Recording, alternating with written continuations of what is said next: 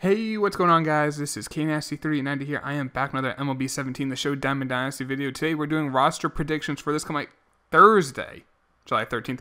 For some reason, San Diego Studios in their recent blog said roster updates coming this Thursday instead of Friday. I think it's just a one-time thing where it's moved up to Thursdays instead of Fridays.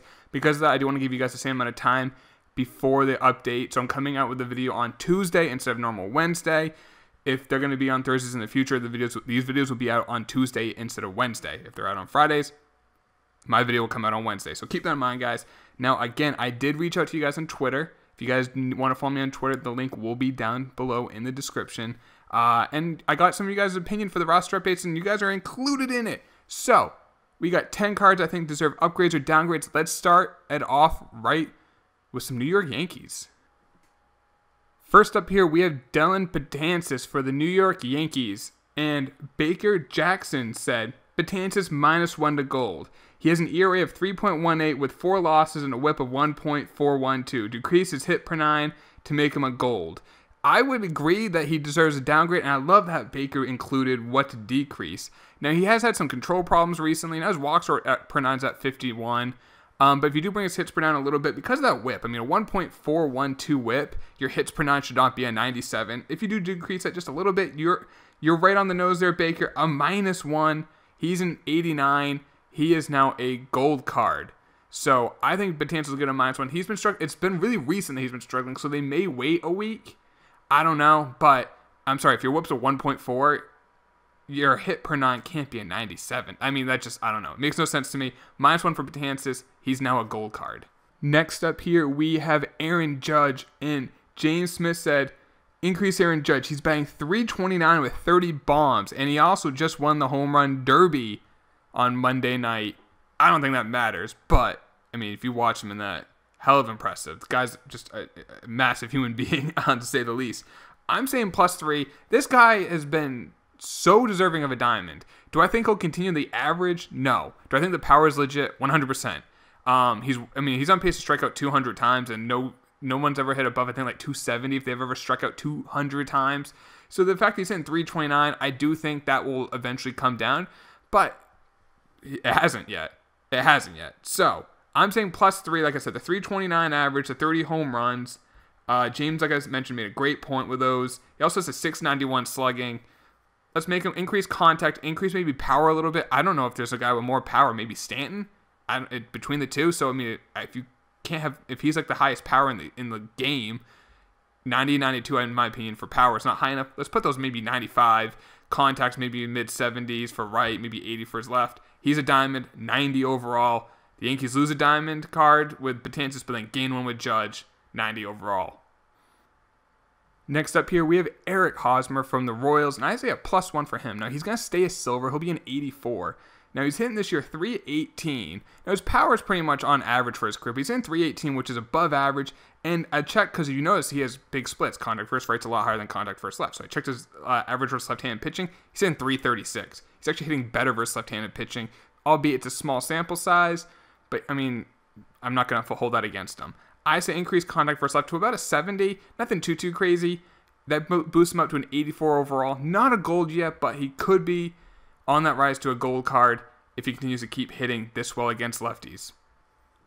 Next up here, we have Andrelton Simmons from the Los Angeles Angels. Now, this year he's hitting 290, and he's about a 260 career average. So he's about 30 points higher than his career average. Obviously, I think he's the best defensive shortstop in baseball right now. So that's going to help him out in that. The guy's hitting 290, do you think he deserves an upgrade? When your fielding's that good, yeah, it does. So he also is slugging .438 for his career, which is higher than he's ever had. I believe he has 8 home runs now. So he's also hitting 301 versus right-handed pitching. So I say increase contact, increase power a little bit. A +1 to an 84. I don't think he's a gold, but I mean, it won't be hard for him to be gold because of how great his fielding is. But like I said, for him, +1. If he got a +2, I wouldn't be shocked, but I'm going to be a little conservative with Andrelton Simmons, +1, 84 overall. Next up here, we have George Springer from the first place Astros, and Bengal Design says, seems like no one's commented about George Springer. He's hitting only .486 in July after a .333 June, so he could get a boost. LOL. Obviously, some sarcasm there about Bengal, but he's right on. I mean, for the year, Springer's hitting 310, 27 home runs, a 613 slugging percentage, and his power versus left versus power versus right is higher versus left-handed pitching. But he has 18 bombs versus right-handed pitching. So he's hitting for power versus right. He's obviously hitting great for contact. He's hitting 310 for the year.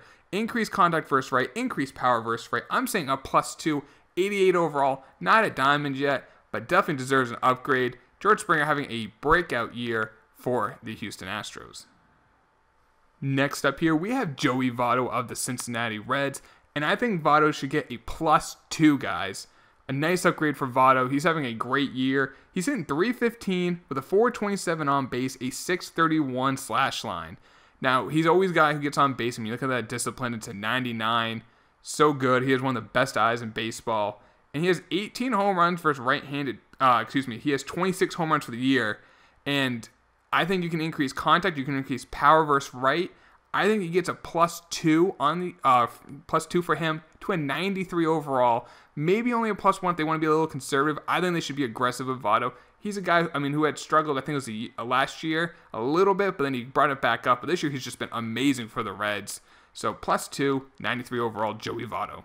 Next up here, we have Andrew McCutchen for the Pirates. And Ty Sang 1028 said, Andrew McCutchen finally got his groove back, hitting 294 with 17 home runs, a +1 or maybe even a +2.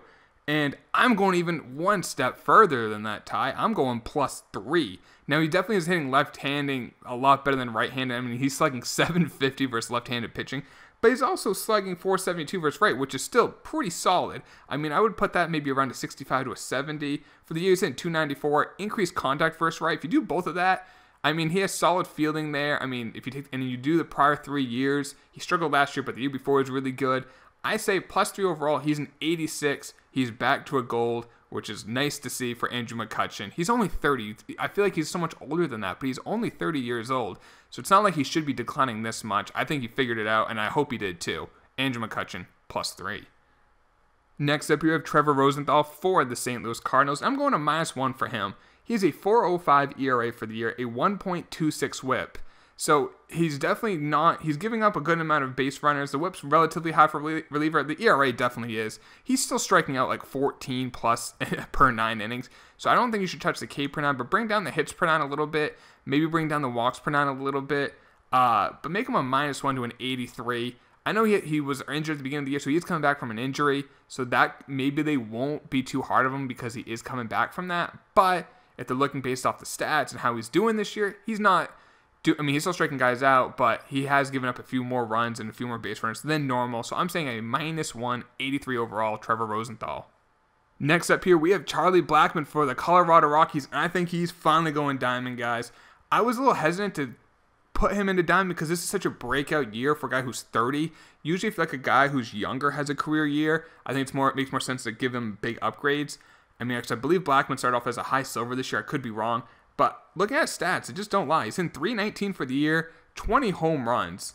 But I want to see how he does against left-handed because, I mean, it's 96 contact versus right and 83 power versus right. But against left-handed pitching, it's a 72 contact and a 67 power.